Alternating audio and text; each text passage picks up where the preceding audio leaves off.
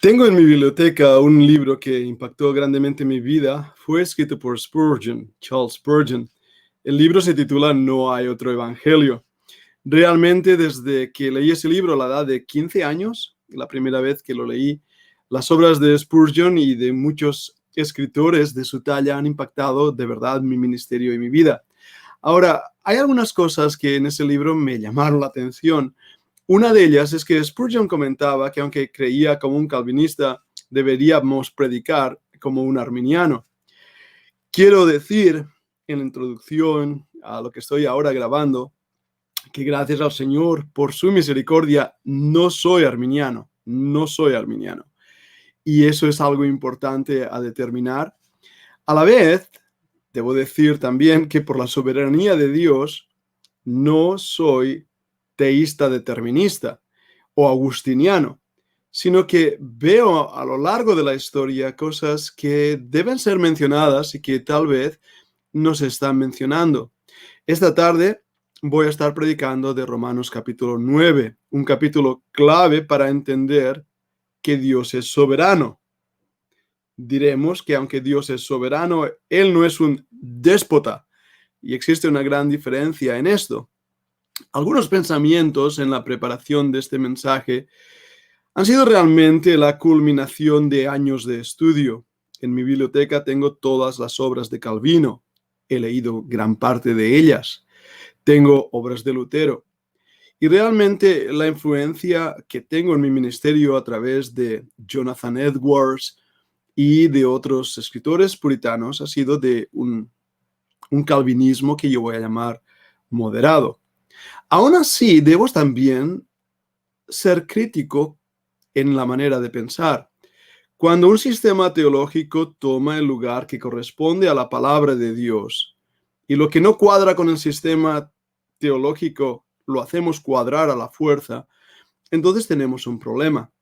Y por eso he pensado en grabar este vídeo. Un vídeo que creo que no me va a hacer popular, al contrario, pero que creo que debemos decir algunas cosas y debemos escuchar algunas cosas que nos hagan pensar. Porque si no es así, si no pensamos, no tendremos el espíritu de los hermanos de Berea. Tenían un corazón de desear realmente llegar a la autoridad de la Escritura. Y eso es algo que hemos estado compartiendo en nuestros cursos de historia de las denominaciones, que lo tenéis ahí en esa página que os he puesto en mol.fundacionbiblica.com. Después ya de varios años enseñando historia de la Iglesia, este año en particular, historia de las denominaciones, creo que tengo cierta autoridad, por así decirlo, en hacer las observaciones que voy a hacer en estos momentos. Y quiero ser muy cuidadoso porque no, lo primero es que no es un ataque hacia hermanos que se definen como reformados o calvinistas, que siguen la doctrina Tulip. No es un ataque contra ellos, muchos de ellos preciosos, muchos de ellos amigos míos personales que hablamos sobre estas cosas, reímos juntos, aprendemos juntos y crecemos juntos. Pero sí que creo que si no somos capaces de tener una visión objetiva y clara de la teología y de la historia, vamos a caer en errores que estoy viendo que están pasando. Estoy viendo a muchos pastores no conocedores de todo el tema, solamente de partes, que están cambiando en sus posturas doctrinales. Y parte de ello es debido a que no se les dice toda la verdad o no conocen toda la verdad. Y en un vídeo como el que estoy grabando ahora, que quiero que sea cortito, no voy a poder hablar de todo ello, pero sí os hago algunas reflexiones. La primera reflexión que voy a hacer es esta. Los calvinistas no fueron los únicos reformados. ¿Lo habéis escuchado bien? La reforma protestante no fue solamente e intrínsecamente calvinista. El mismo Arminio, sus seguidores más tarde, venían del campo de la reforma. Lutero, que vivió muchísimos años antes que Calvino, no era calvinista.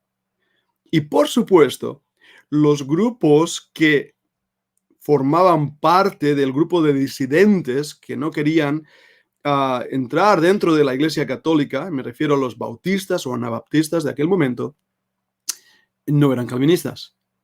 Entonces, decir que la Reforma es calvinista es caer en un error histórico muy importante de desconocimiento de los hechos.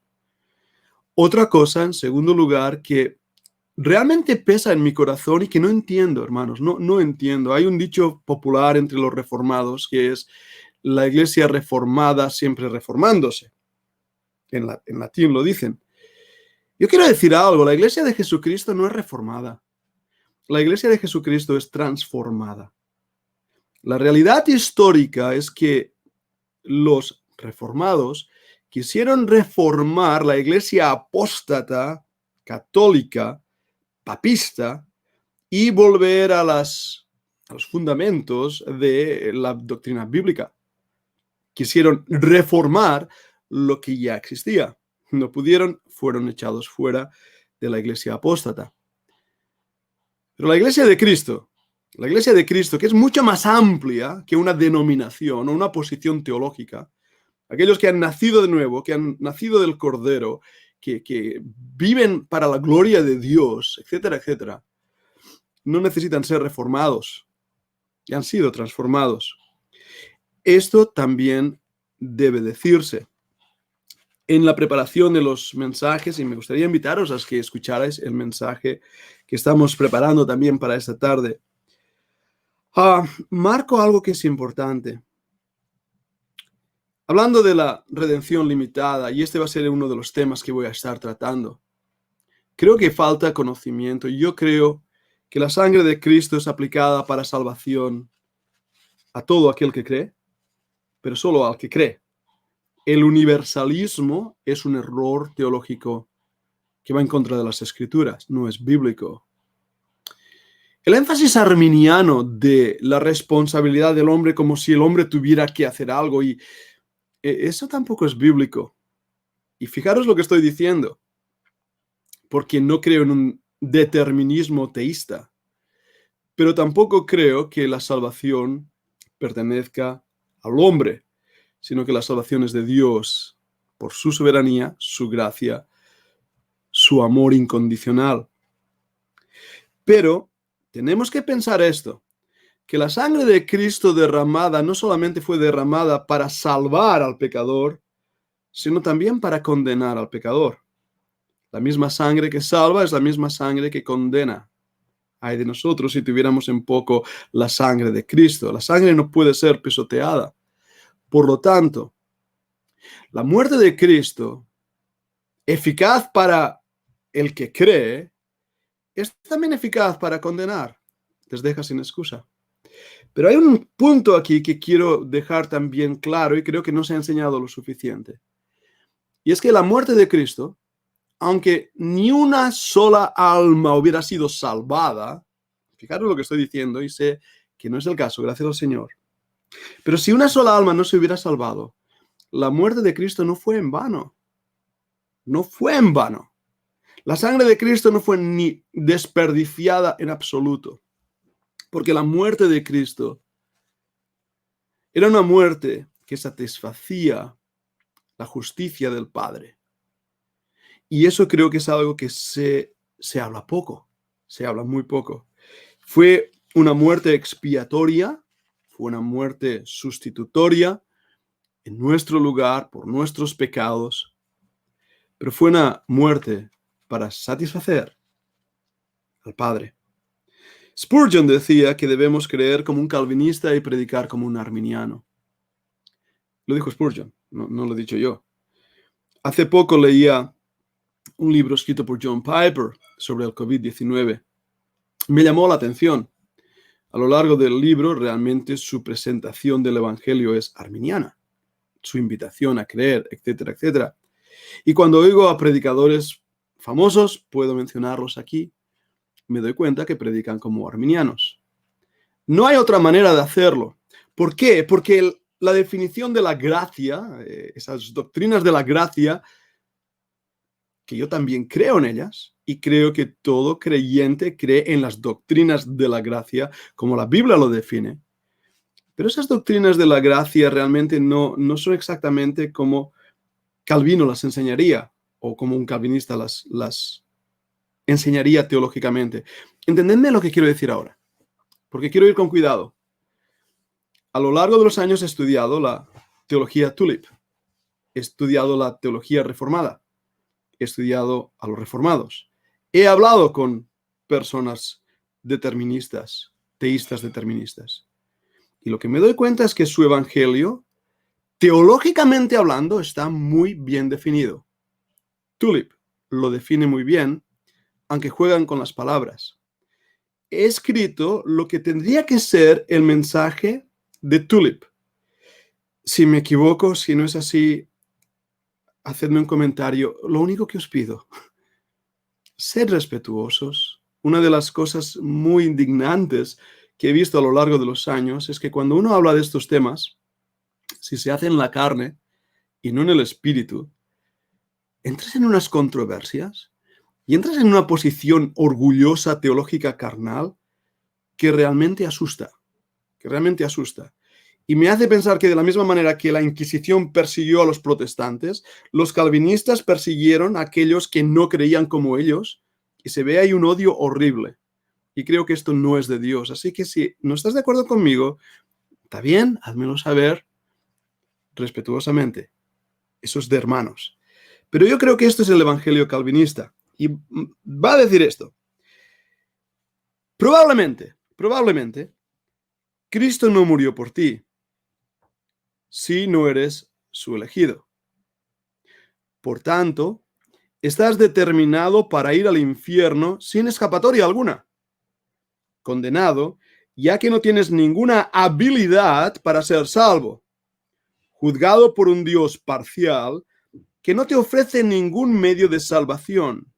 Recuerda que la sangre de Cristo, la única que redime, no fue vertida por ti, ya que Dios, Cristo, realmente no te ama.